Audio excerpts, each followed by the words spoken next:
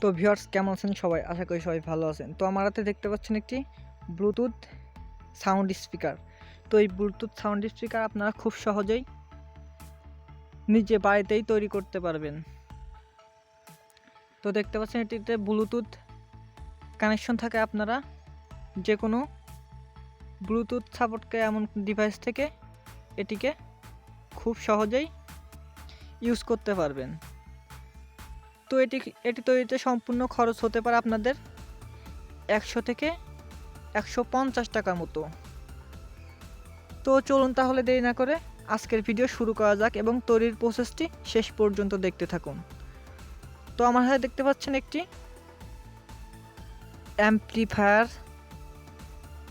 Amplifier circuit. এটির মাধ্যমে আপনারা 3 ওয়াটের দুটি স্পিকার ইউজ করতে পারবেন। তো এটির কানেকশনগুলো খুব সহজ। আপনারা দেখতে পাচ্ছেন আউটপুটে দুটি স্পিকার, 3 ওয়াটের দুটি স্পিকার কানেক্ট করতে পারবেন এবং এই 3 পিনের মাধ্যমে পরবর্তীতে আপনারা এই যে দেখতে পাচ্ছেন যে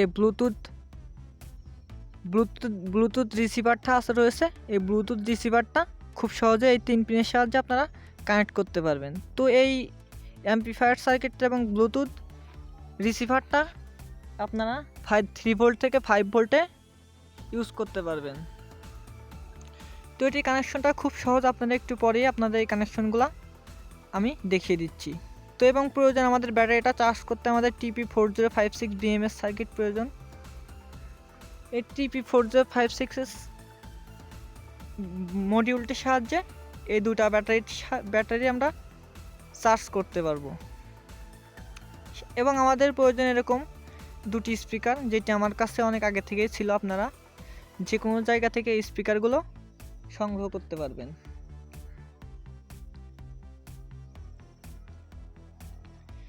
তো আমরা সেই জন্য ব্যবহার করব কিছু মোটা কাগজের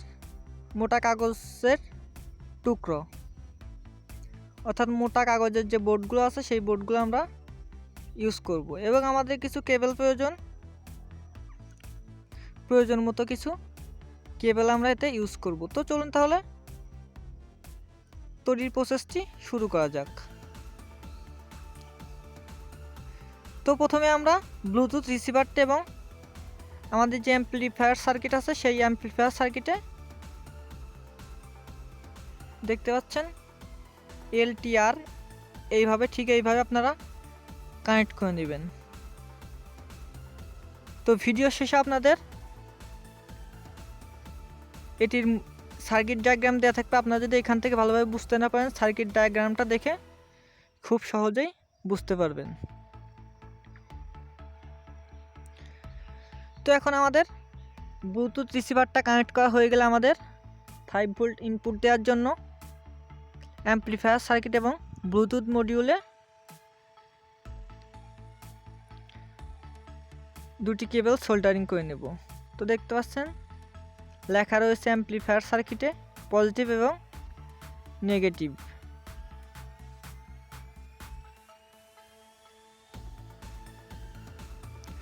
পজিটিভ এবং নেগেটিভটা সোল্ডারিং করে নিলাম।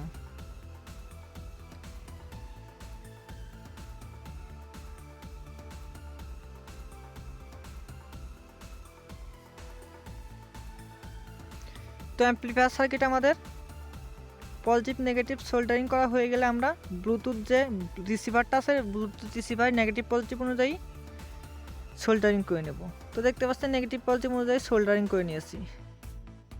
এখন আমাদের যে চার্জিং মডিউলটি রয়েছে TP4056 চার্জিং মডিউলের আউটপুট পজিটিভ এবং আউটপুট নেগেটিভে আমরা দুইটা কেবলকে সোল্ডারিং করে নেব। তো আউটপুট পজিটিভ এবং আউটপুট নেগেটিভে সোল্ডারিং করে নেব। তো দেখতে পাচ্ছেন সোল্ডারিং করে নিয়েছি। সোল্ডারিং করা হয়ে গেলে আমরা আমাদের যে স্পিকারটা আছে সেটিকে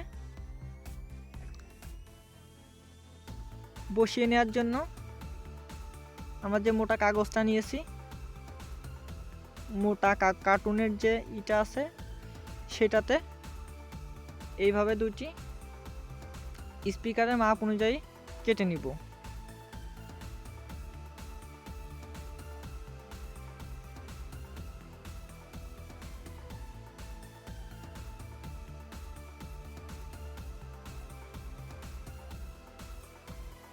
তো দেখতে পাচ্ছেন স্পিকারটা কিন্তু খুব সুন্দর করে এতে আমরা লাগিয়ে নিয়েছি। এখন আমাদের যে অ্যাম্পলিফায়ার সার্কিটটা রয়েছে সেই অ্যাম্পলিফায়ারের যে স্পিকারের জন্য যে আউটপুট পজিটিভ এবং আউটপুট নেগেটিভ অনুযায়ী আমরা দুটি স্পিকার সোল্ডারিং করে নেব। আপনারা দেখে নেগেটিভ পজিটিভ অনুযায়ী সোল্ডারিং করে নেবেন। তো আমি আগেই বলেছি ভিডিওর ডায়াগ্রাম থাকবে, ভিডিও শেষে ডায়াগ্রাম দেওয়া থাকবে। আপনারা এখান থেকে বুঝতে না পারলে খুব সহজে ডায়াগ্রাম দেখে এটি তৈরি করতে পারবেন। তো এখন আমরা ব্যাটারি পজিটিভ এবং ব্যাটারি নেগেটিভে আমাদের ব্যাটারি দুটি সোল্ডারিং করে দেব। এতে অনেক দীর্ঘ সময় দুটি ব্যাটারি ব্যবহার করলে অনেক দীর্ঘ সময় ব্যাকআপ পাওয়া যাবে। তো আপনারা অবশ্যই প্যারালালে কানেক্ট করবেন।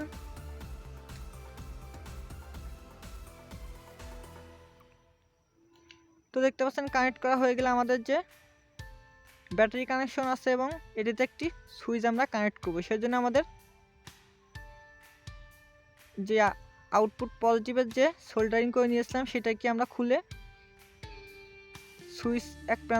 সুইচের এক প্রান্ত এতে সোল্ডারিং করে নেব এবং অন্য প্রান্ত আমরা আমাদের যে অ্যাম্পলিফায়ার এবং ব্লুটুথ সার্কিটের পজিটিভ আছে সেটাতে খুব সুন্দর করে সোল্ডারিং করে নেব।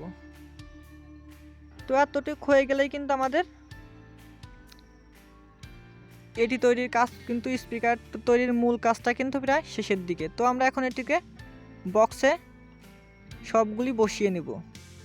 তো এটাও কিন্তু আমি কার্টুনের যে কাগজ আছে সেই কাগজটা দিয়েই তৈরি করেছি। তো আঠা দিয়ে ব্যাটারিটা এবং সুইচগুলা সবগুলা কিন্তু বসিয়ে দিয়েছি।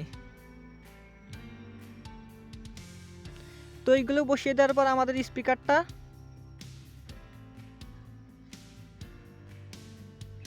নির্দিষ্ট স্থানে বসিয়ে দেব এবং আঠা দিয়ে লাগিয়ে দেব। তো আমি গ্লুগানের আঠা ইউজ করেছি, আপনারা চাইলে যে কোনো আঠা ইউজ করতে পারবেন।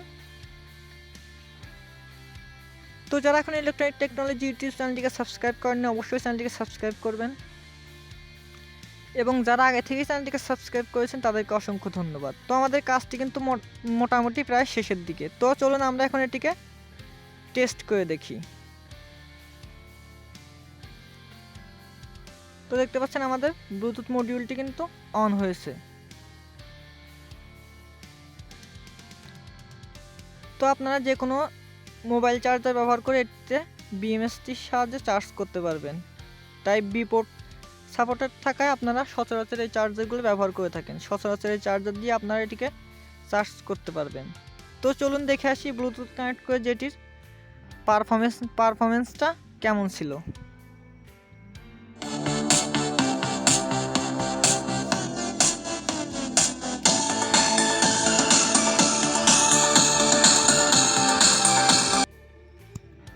তো এই ছিল আজকের মূল ভিডিও।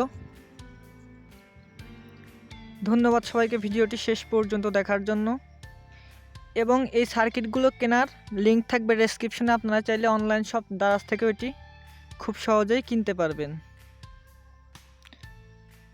তো আজ থাকছে এই পর্যন্ত, দেখা হচ্ছে পরবর্তী কোনো নতুন ভিডিওতে।